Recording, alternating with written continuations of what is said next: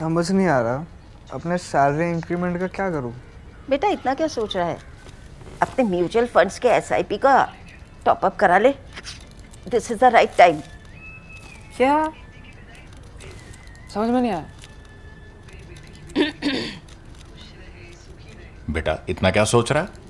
अपने mutual funds का SIP top up करा ले। This is the right time. अब समझा।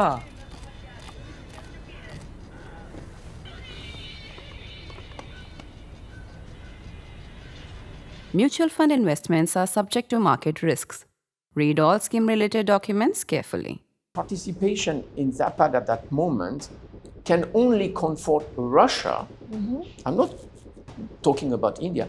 There was a huge, I would say, political earthquake when you sanctioned Nayara, the firm that was doing trade with Russia. There's been no concession whatsoever granted by the EU to the US with respect to CBAM. European Union had never really caught on India's strategic imagination. That had started to change after the Russia-Ukraine war. Economic operators in Europe were buying from it. So did you also sanction those economic operators in Europe? There was a lack of literacy about the EU in India, the same way there was a lack of literacy about India in the EU. We wanted to make a new strategic agenda with India a priority. Okay.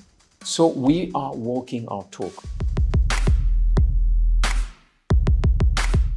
So welcome to the WorldView with Swasti, and today I am at the EU delegation speaking to His Excellency Ambassador Hervé Delphin, who presented his credentials as the ambassador of the European Union to India almost 2 years ago. It was October 2023 when he got posted to India.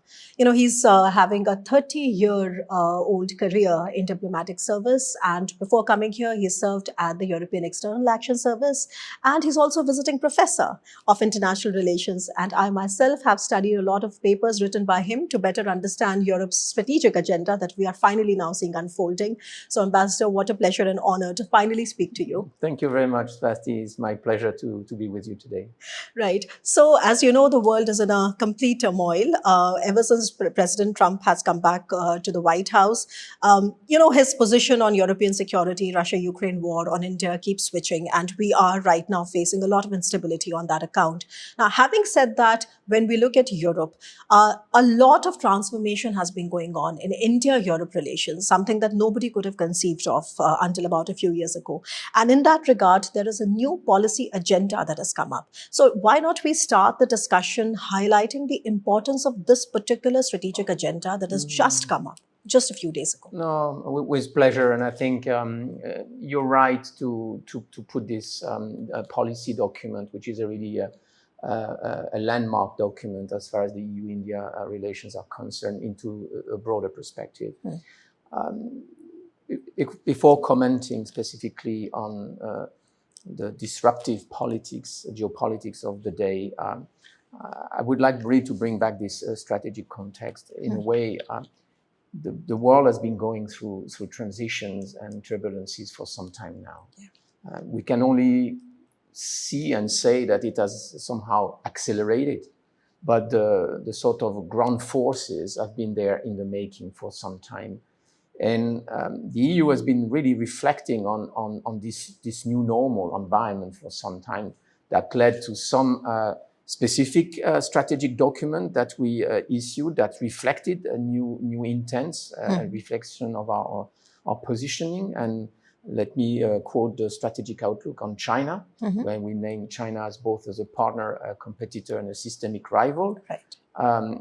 2 years after, we issued our strategic document on Indo-Pacific, which really highlighted the importance of this, the Indo-Pacific as a strategic theater for the EU. The EU has a lot of equities in that space. It's not just that we have 2 million European citizens in that region, but a significant share of our trade, of our FDI and our ODA is in this part of the world.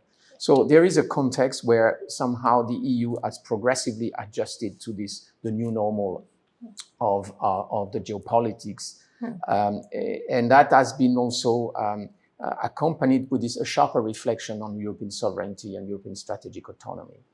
What has come lately is not only the geopolitics, but the sort of weaponization of the economics, the geoeconomics. And indeed, the use of trade and tariffs in the context of these relations is a new factor that the EU has to adapt, because we've been traditionally an open economy. So this is the setting. And as far as the EU-India relations are concerned, it also comes from, I think, a deep reflection. It's not just a knee-jerk reaction to the latest developments.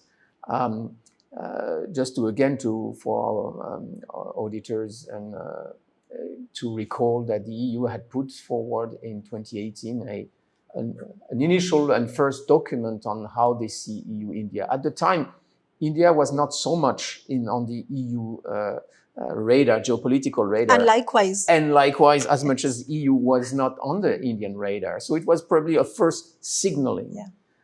That led in 2020 to, on the occasion of a summit, was the first in a long while, to the adoption of a joint roadmap, 2020-2025.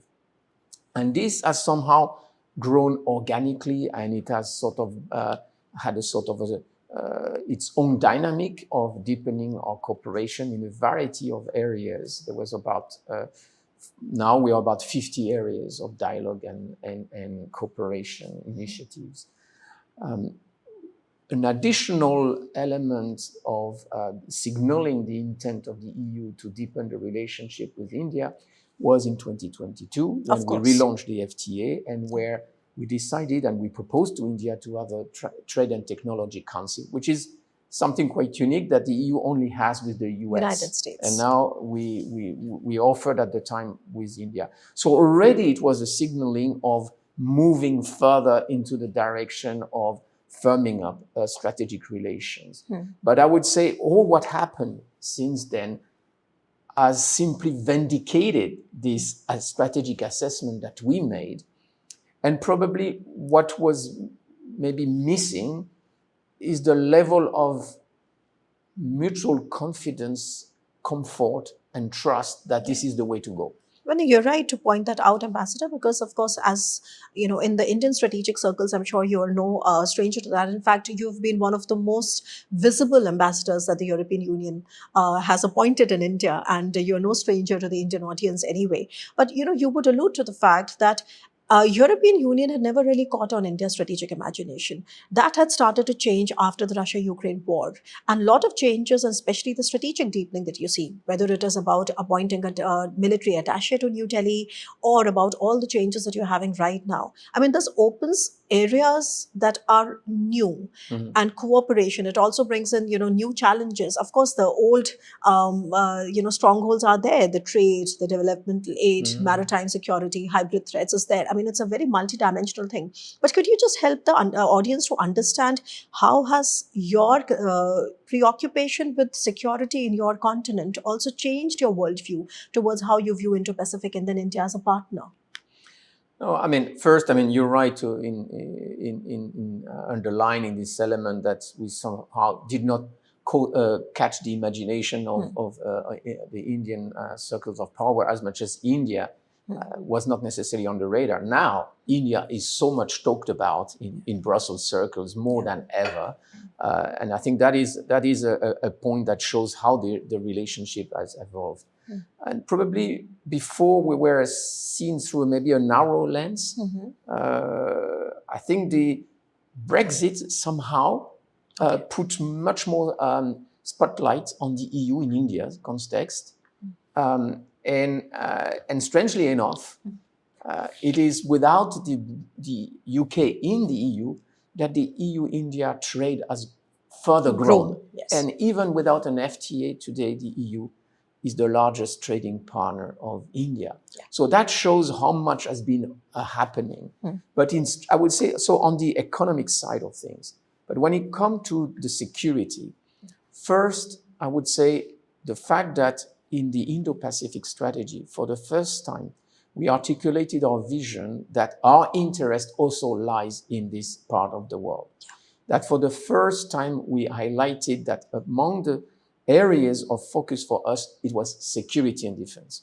We are more a security enabler, a smart security enabler or an actor in the Indo-Pacific than a hard player. Fair enough. But You mentioned maritime security. When you think that 30 to 40% of EU trade, either import or export, cross along the sea lanes of the Indian Ocean through the straits and up to South China Sea, you can understand the link about securing this supply chains and sea lanes is of crucial importance for European economy. And so I think from the moment supply chains started to be either weaponized or threatened, where over-dependencies become vulnerabilities, it really put a stronger focus on the security dimension and defense in a wider sense on the Indo-Pacific.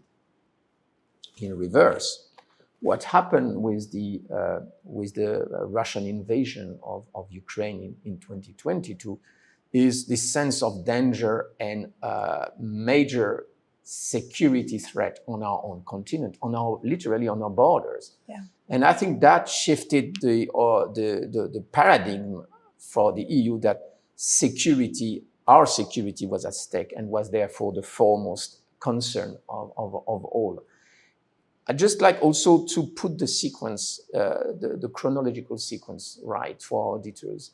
The EU had already made some headways in firming up its security and defense policy in the sense that we produce what we call our strategic compass for our security and defense, was a document that had been published and adopted by the Council before the invasion, actually a few months before the invasion. And what the invasion by Russia of Ukraine made at that time simply put even more urgency in acting upon the elements of this strategic compass, which pointed about our critical capability gaps where we need to beefing up, our capacity to act in deploying operations, our investment, our partnerships. So all the elements were there. And what we've seen since 2022 is not only that we have supported Ukraine, we are by now by far the largest supporter of Ukraine, over 150 billion of euros in various forms of support, but also how much we have invested in our security and defense. If you think that over the period, we multiply by three times our defense budget. Now the total defense budget of all member states combined is close to 400 billion. Right. Which is quite, I mean, if you rewind, who would have thought in 2021 that we would be here? So I think it was first a strategic understanding of the issues, but the necessity and the peril of our security on our border simply accelerated it. And here, I would like to just have your thoughts on this notion that a lot of people have in India, and including a lot of researchers who work on Europe and European strategic, agenda, is that, when you go to Brussels seems to be a forum which is perpetually in negotiation, and you will see lots and lots of negotiations and discussions and deliberations, but at the same time it is very, very slow. Do you see that you've been able to, or for example the situation on your borders has been able to sort of fuel it in the right direction or propel it in the right direction with time as a factor? Do you think how would you assess that? I think this is both the glory and somehow people will say the misery of the EU system is that we are based on a consensus building, and therefore it's the emanation of the collective will of member states. There is another saying that the EU only has made strides through crisis, and it is a bit of this, that in crisis it sharpened attentions and focus and mobilize and muster the will to act and the necessity of acting. And I think in that respect, the EU has done quite a lot over this period. I mean, if you think of both on the post-COVID, when the EU Next Generation, the 850 billion loan for investment, for covering the economic impact of offsetting the economic impact of COVID, that was unheard of. And we made it. And we made it together. All the member states agreed to that. All what we've done so far since the Russian invasion of Ukraine has been done together. Even there are nuances, differences of opinion, we still managed to mobilize this 150 billion of euros of assistance multiform assistance to Ukraine and to pass through 19 package of sanctions on Russia. So yes, it is sometimes an issue, our capacity to deliberate fast enough. But the positive side is whenever we decide, we're on firm ground. That is, everyone is behind. Right. So that gives a sense of maybe greater stability and resilience. Okay. Now thanks for clarifying that out, Ambassador. And also, but coming and circling back the discussion to India. So one sees a lot of change and momentum building, particularly after Ursula von der Leyen, who's the EU Commission President, visited here in February with the entire College of Commissioners, 27 commissioners, including Mr. Kubilius, who's your first Commissioner for Defense. And of course, I met him and I spoke to him. And that was itself a bit of a path-breaking thing to actually to behold. After that, just few days ago, there was the first ever visit by the European Political and Security Committee, which was headed by Ms. Delphine Pronk. And then we have this agenda. Could you just help us understand what really are going to be the focus areas when you talk about India particularly? First, I think it's important to highlight the visit of the college led by President von der Leyen back in February. Because I think it was a manifest sign of confidence and I would say vouching for this relationship. And I think the Indian leadership took fully the significance of that visit. As I said, any strategic relations is you have to bring on. It's like in a marriage. You have there are tangible proofs of love of engagement. And I think that was a significant step taken by the EU, by the Commission, to come to Delhi, to engage, sound out where the interest, because people also should not forget that the new Commission already had indicated its intention in the new political guidelines for the new Commission for the period of 2025 to 2029. Yes. That we wanted to make a new strategic agenda with India a priority. Okay.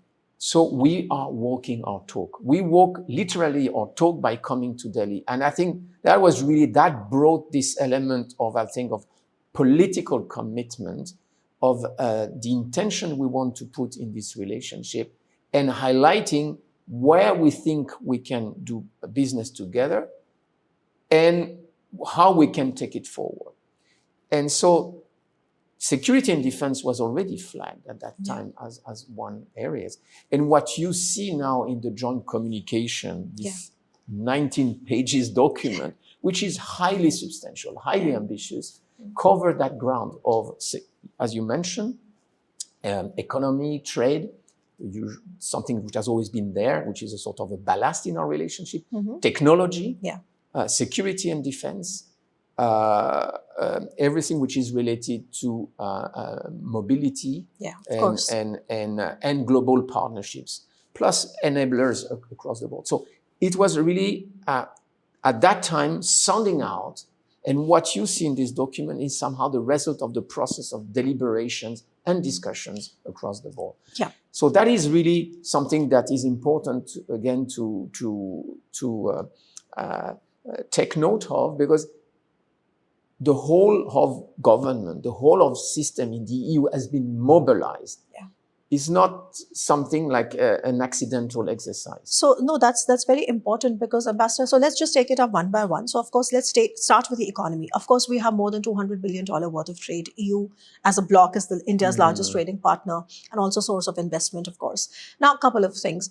You do see that for the longest time that we are negotiating an FTA now, there is agreement now on 7 out of 23 chapters at least. And both sides have shown this political will to conclude it by the end of this year, so that, in the next year we can go ahead with the EU-India summit that everybody's waiting for. Now, on this, there is a little bit of a sticking point, which has been the CBAM. And I think there is a decision has already been taken within the EU, if I'm not wrong, that you do see that the European side has become more sensitive to how Indian MSMEs, would get affected by it. Would you like to throw some light on whether there has been any development? Because we saw the European Commission giving similar or I mean, of the similar vein, concessions to the US recently when you had a trade agreement with the So US? thank you for giving me this opportunity to clarify on the CBAM.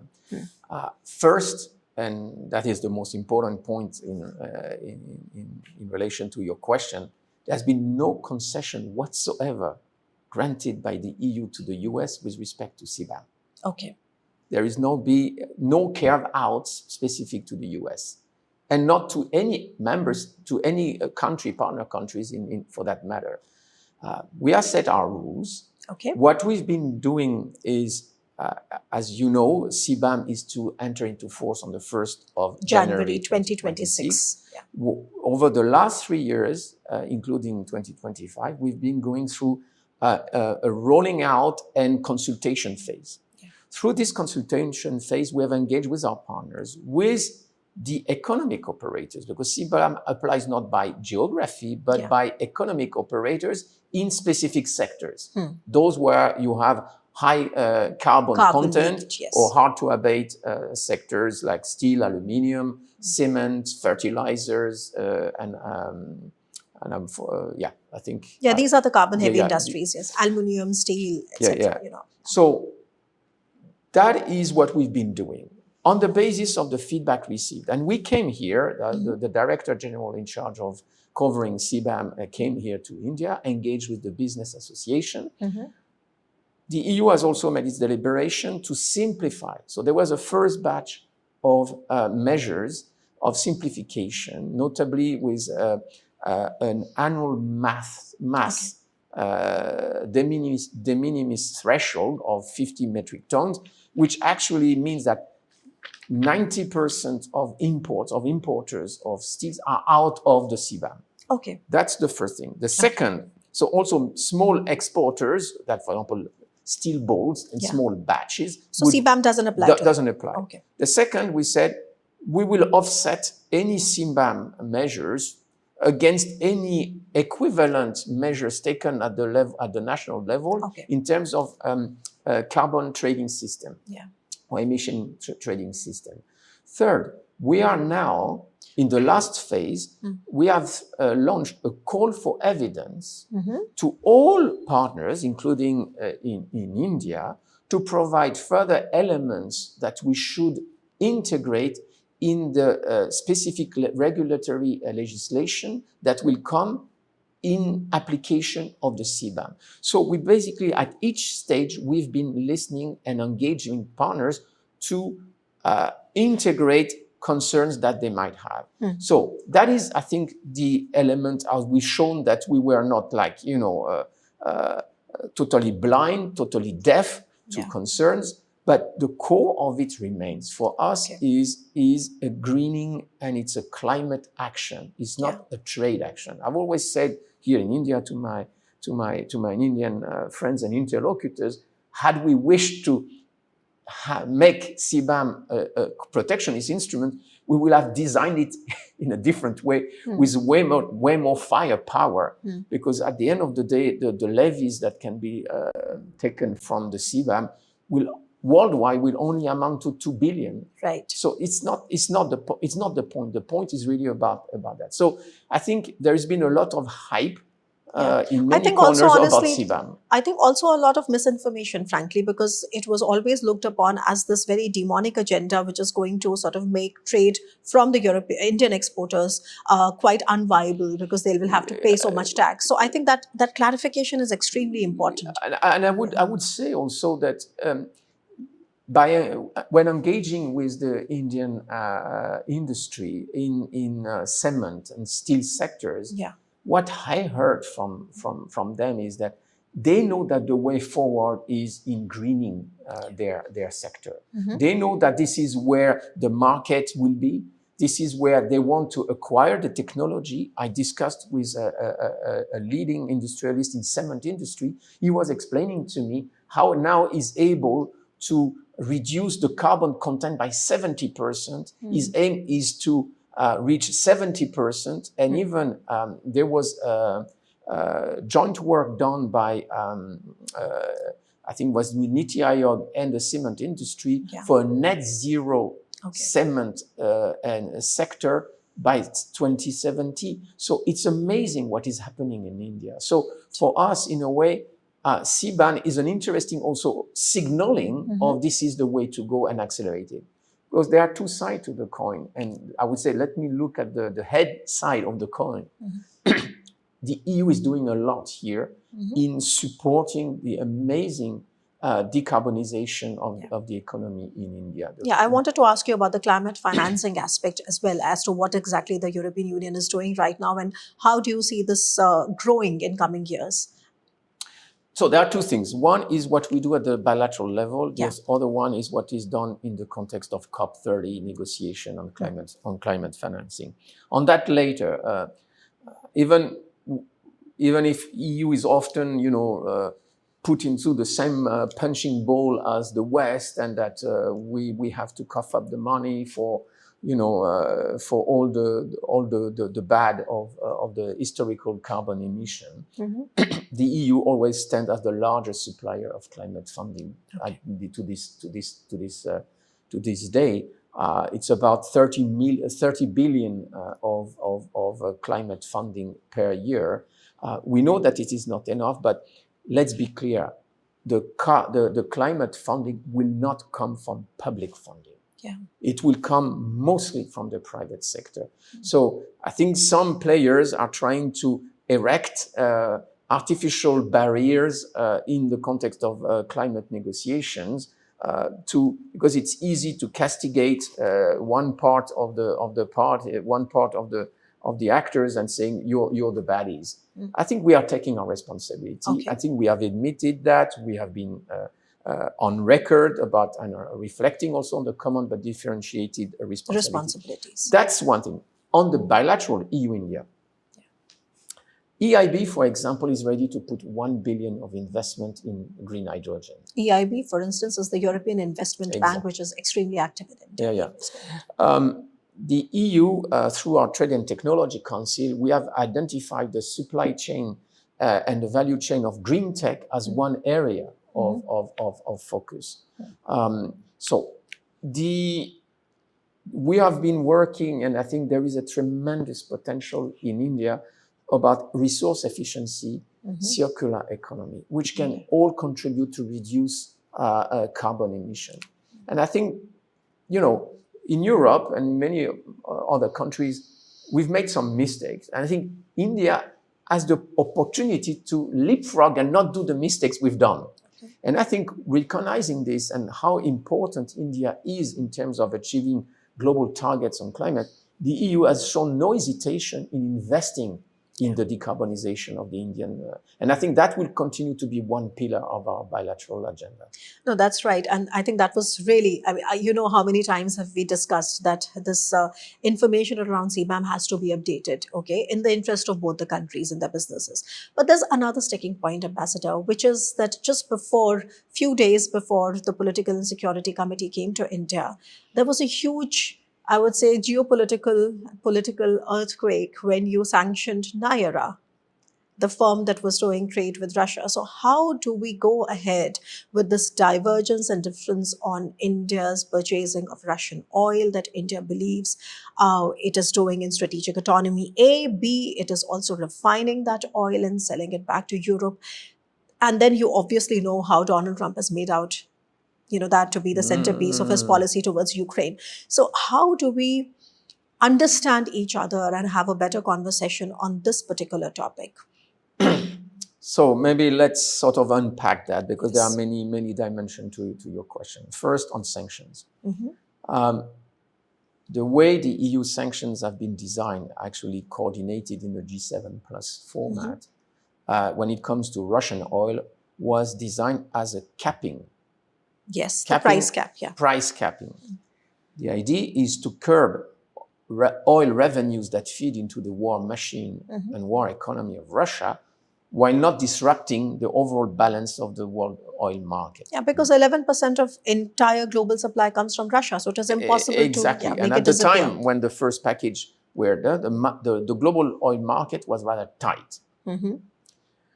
Back in July, and I think you referred to July, when the EU presented and adopted its 18th package of sanction, there was two things. One is we have a more sort of sliding cap. Yes, you've brought it down now. We brought it down. 47.5. But 47, but it can go up. It's linked to the elasticity of the oil market. Yes. So it's a sliding system. With this price, basically, it forces Russia to sell at even a lower price. And for a country like India, it can get a good discount on it. Okay. And we never disputed that. This has never been criticized by the EU. All right. The issue for the EU, the issue is that we do not want EU operators, economic operators, to make money on Russian oil. And there was a clear pronouncement by the European citizens and governments that we should reduce our exposure to Russian fossil energy, and in particular Russian oil. So what happened is that there was a loophole. The loophole being that the Russian crude oil sold abroad, some of it went back to Europe in the form of refined oil product. And there were European economic operators that were buying it. Now we are preventing European economic operators from buying it. So that's one aspect. No, but if I understand it correctly, so the point is that as long as it is abiding by the price cap that you have put, you don't have a problem importing that oil. But if it is above the price cap, or if it is using the operators which are, like the entities which are not supposed to sort of do those dealings, then you'll end up sanctioning. What was the reason for sanctioning Nayara? The reason for sanctioning Nayara has nothing to do with the capping. Okay. It has more to do that Nayara was actually importing Russian crude oil in large quantities, fed by the system actually of capping that developed and I would say an economic opportunity to import more from Russia. And while serving the Indian market, which we have no comment on that, but a significant share of it was sent back to Europe because economic operators in Europe were buying from it. So did you also sanction those economic operators in Europe? But basically we are preventing them from doing it. And why we are sanctioning Nayara Energy Company? Because it's half held by Rosneft, and Rosneft sends these revenues back to Russia. This was the issue. This is the reason why it has been sanctioned. But now Donald Trump has been saying it again and again from every possible platform that he gets hold of, that Europe has to stop buying that oil which is rerouted and, through India, and Europe has to stop buying gas, for example, and all those things. I mean, how do you take this conversation forward? Because here is Donald Trump that says that he's going to put sanctions on Russia only if, and he keeps, of course, calling out India and China and India and China. And of course, that China and India are definitely not on the same pedestal when it comes to a war on the European continent. But then how do we make sense of this geopolitical turbulence? I mean, do we expect here in India that the European Union is going to come up with a new tranche of sanctions? What is the conversation like? I mean, what is it that you would like to... We just had a new package of sanctions that has been presented by the Commission. The 19th. The 19th one. Last week. Yeah. So, first, you have to realize that only 3 years ago, the EU was hugely dependent on Russian energy. Oil and gas, of course. Oil and gas. Yeah. Also coal. 45% of our gas import came from Russia alone.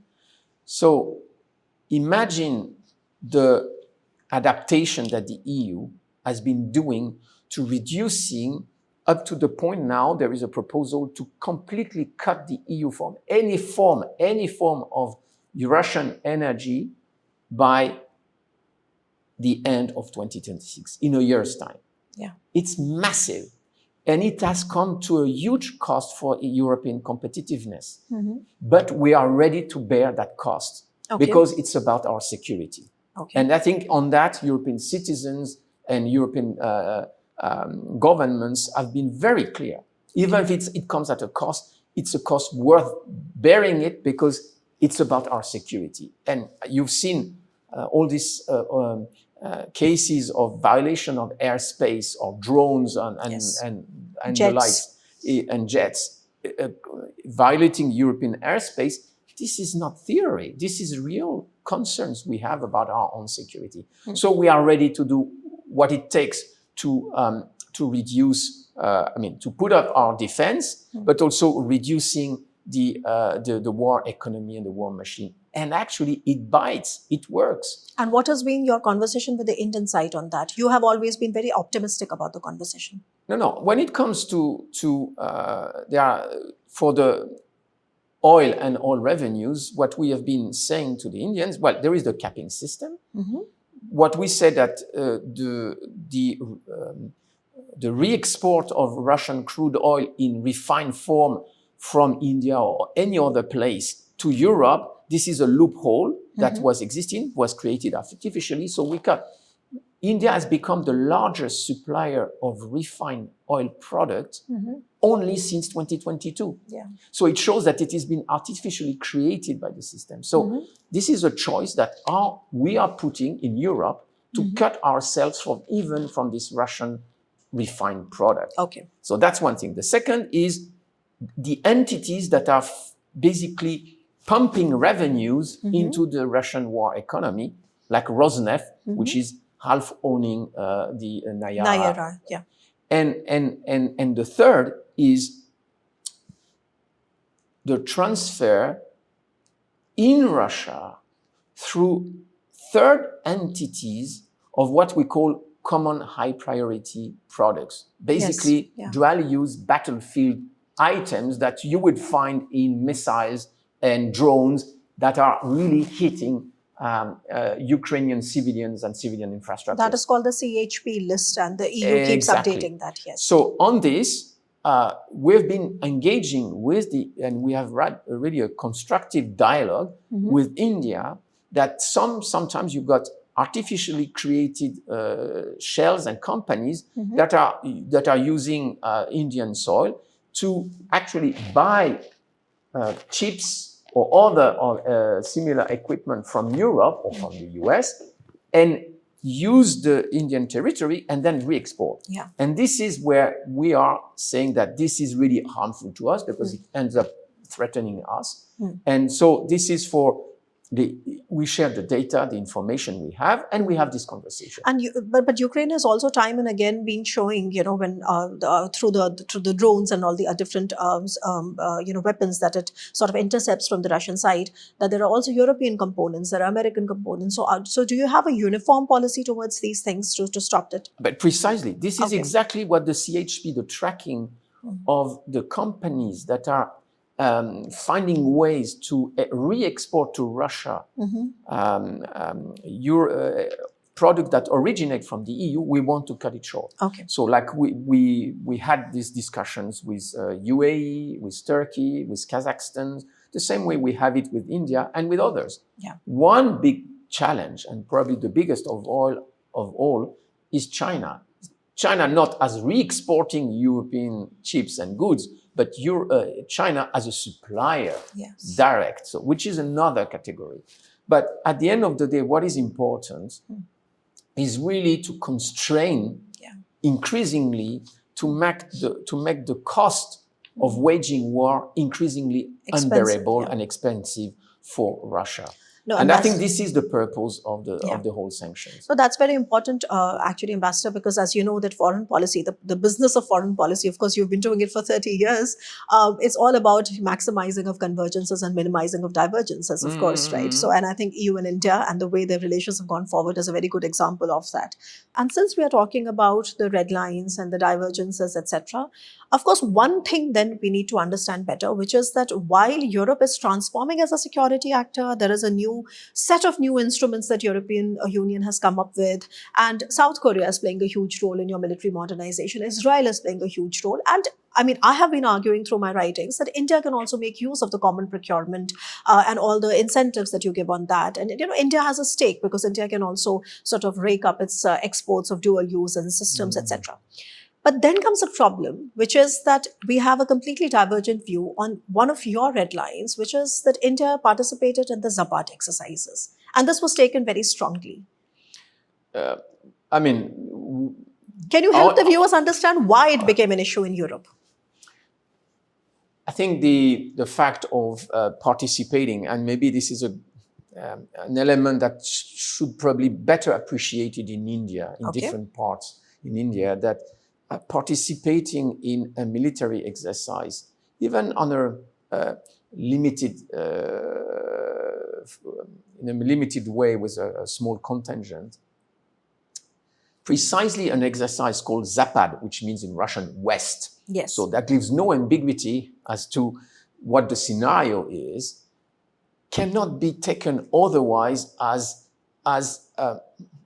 not opportune, precisely at a moment when Russia has shown that it has no interest in the peace, in engaging in peace, is violating the European airspace, and has basically demonstrated that he's not serious about what President Trump and the Europeans have said. Okay, let's engage in peace. So participation in Zapad at that moment can only comfort Russia. I'm not talking about India. Can only comfort Russia that is in a good position and he can continue to act this way. So I think this is certainly an element that what I would call having greater understanding and greater sensitivity to each other's security concerns. The same way through the 4 days conflict with Pakistan, it was important for Europeans to understand the security concerns of India. And I think learning more about this, having greater understanding and sensitivity to it, it is important. Now, so that is one thing. Coming to let's say the potential of developing our security and cooperation agenda and defense cooperation agenda, it goes from what we've seen in maritime security, doing joint exercise at sea, with the purpose of facilitating communication and operational and tactical cooperation at sea, because this Northwest Indian Ocean, or the northern part of the Indian Ocean, is of common concern. We share the same interest. So the more we cooperate, the more it is beneficial to the two of us.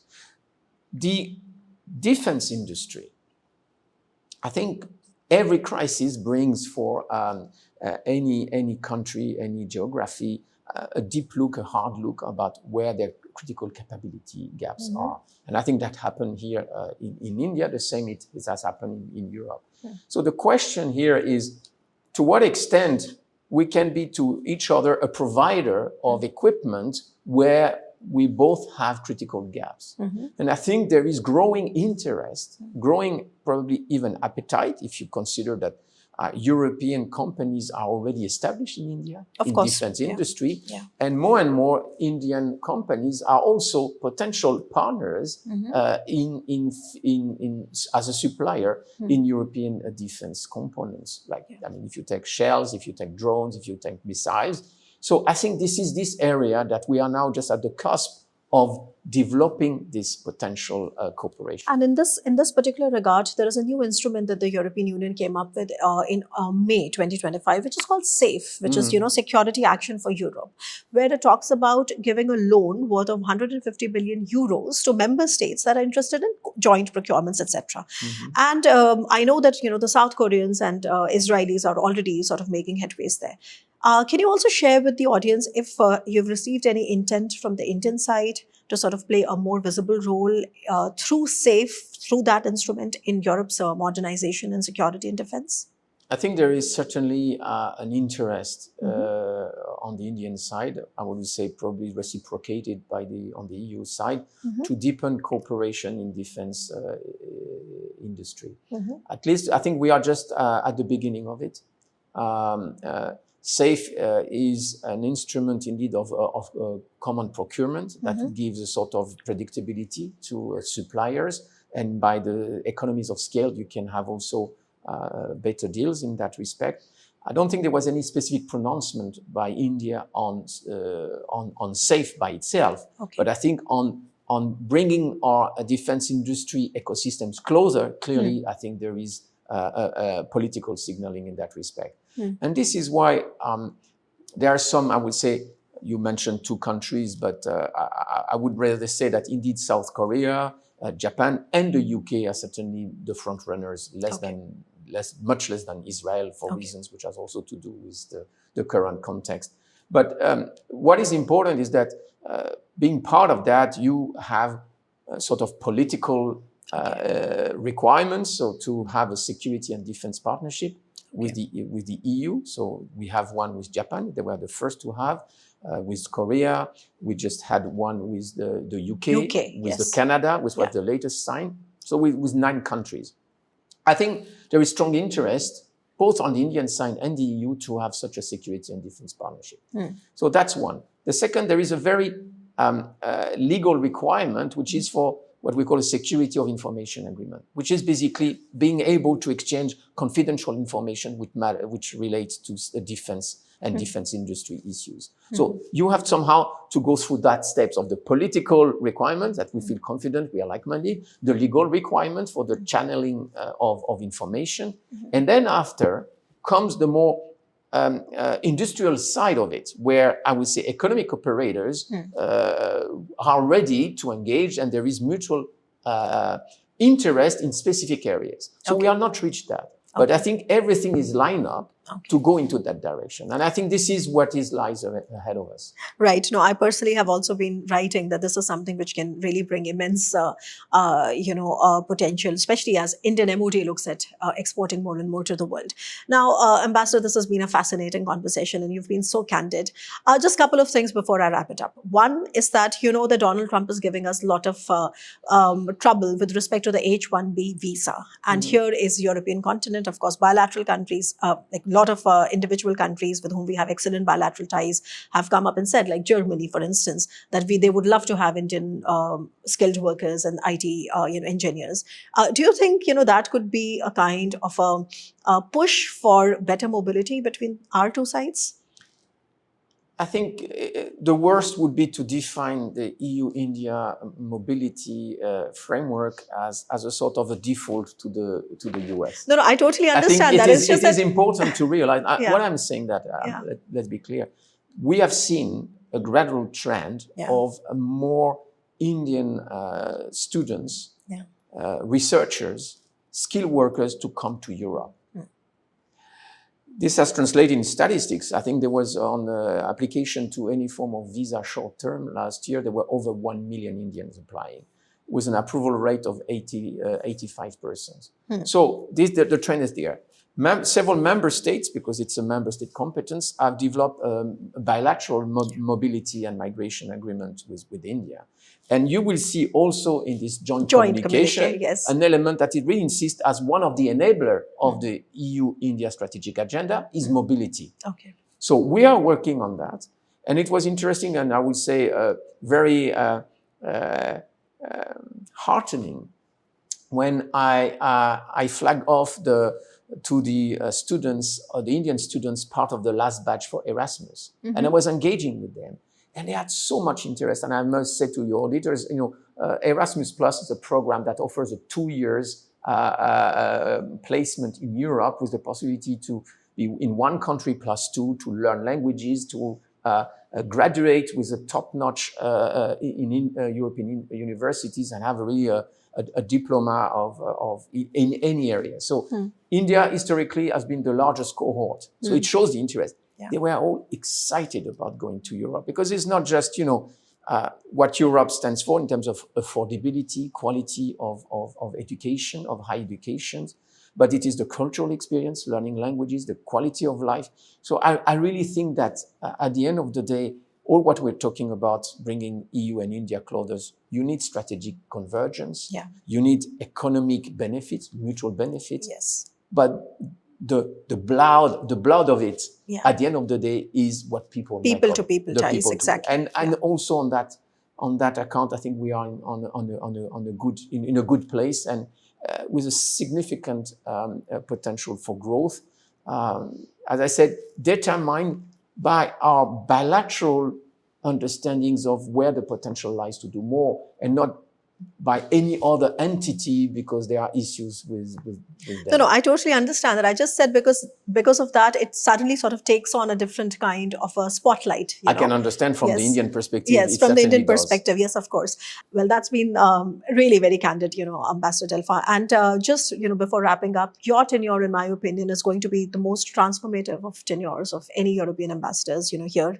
What are going to be your objectives now? What are your aims that you look forward to fulfilling before your tenure comes to an end? Because this has been, I think, a path-breaking tenure. No, I think it's. We can always have high ambitions, as I certainly have, not on a personal basis, but I really have high ambitions for EU-India strategic partnership. I think clearly clinching a deal on the FTA, it's an absolute must. I think it's the obvious thing to do. Yeah. And we know that it is challenging. The last round showed that things do not always go smoothly. But on the face of it, if you just take the strategic lens, it's a no-brainer. So we need to have this FTA, and not just, I would say, a light FTA, a substantial FTA, because, the art of the deal, European way, when it comes to FTA, it's a win-win. And any FTA we've had has translated in mutual growth.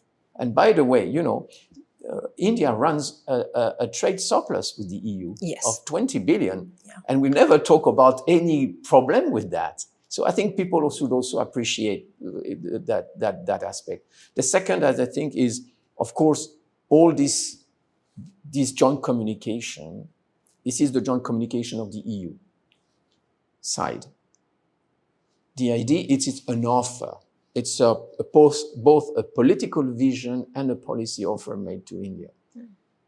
Next is that EU and India negotiate both their future roadmap, what they want to do together. So we put on the table what is our vision, and we look forward to India's articulating its own vision and how we bring and we glue this together for the most ambitious agenda. And the idea is really, we are really looking forward to EU-India summit next year, which would be really, for me, the crucial moment where all this will come together.